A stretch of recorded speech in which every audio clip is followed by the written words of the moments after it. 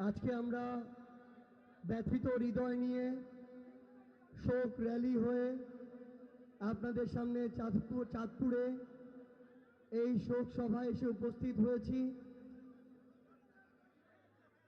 আজকে থেকে 2 দিন আগে মাইলস্টোন কলেজে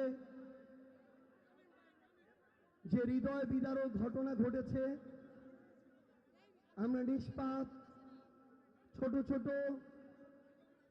সন্তানদেরকে হারিয়েছি, ভাই বোনদেরকে হারিয়েছি। তাদের জন্য আমাদের অন্তরের অন্তঃস্থল থেকে দোয়া। যারা আমাদেরকে ছেড়ে এই পৃথিবী থেকে চলে গিয়েছেন, আল্লাহ যেন তাদেরকে জান্নাত নসিব করেন।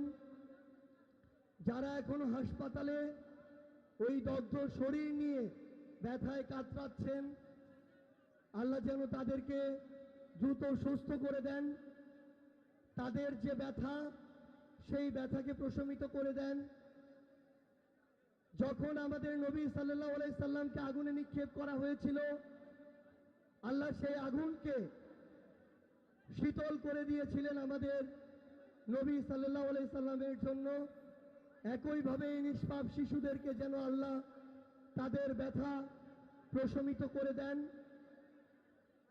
সংগ্রামী সহযোদ্ধারা, আমরা আর বাংলাদেশে তদন্ত কমিটির খেলা দেখতে চাই না।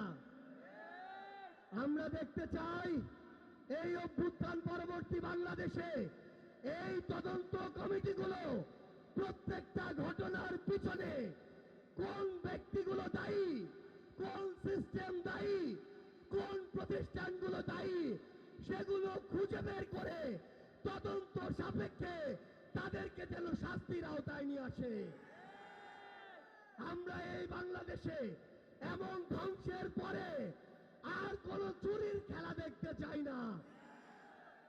প্রত্যেক আমাদের আহত ভাই বোন, যারা আমরা যাদেরকে হারিয়েছি, তাদের পরিবারের পাশে এই সরকারকে নিজের সর্বোচ্চটুকু দিয়ে দাঁড়াতে হবে। তাদের ওই নিষ্পাপ সন্তানদেরকে ফিরিয়ে দেওয়ার মতো সামর্থ্য এই পৃথিবীতে আর কারো নেই। কিন্তু এই সরকারকে, এই দেশের বিচার বিভাগকে এই ঘটনার তদন্ত সাপেক্ষে সুষ্ঠু বিচার নিশ্চিত করতে হবে এবং সেই দায়িত্ব এই সরকারকে নিতে হবে।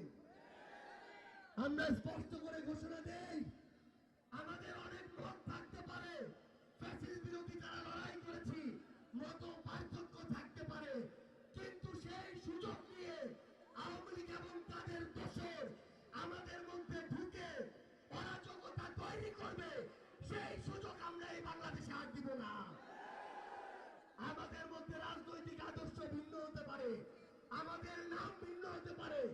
আমরা বিএনপি, জামাত, এনসিপি, ইসলামী আন্দোলন বাংলাদেশ, গণ অধিকার পরিষদ এমন বিভিন্ন নামে রাজনৈতিক লড়াই করতে পারি, কিন্তু যদি আওয়ামী লীগ প্রশ্ন আসে, তাহলে আমরা ঐক্যবদ্ধভাবে এই সকল সন্ত্রাসীদেরকে প্রতিহত করব।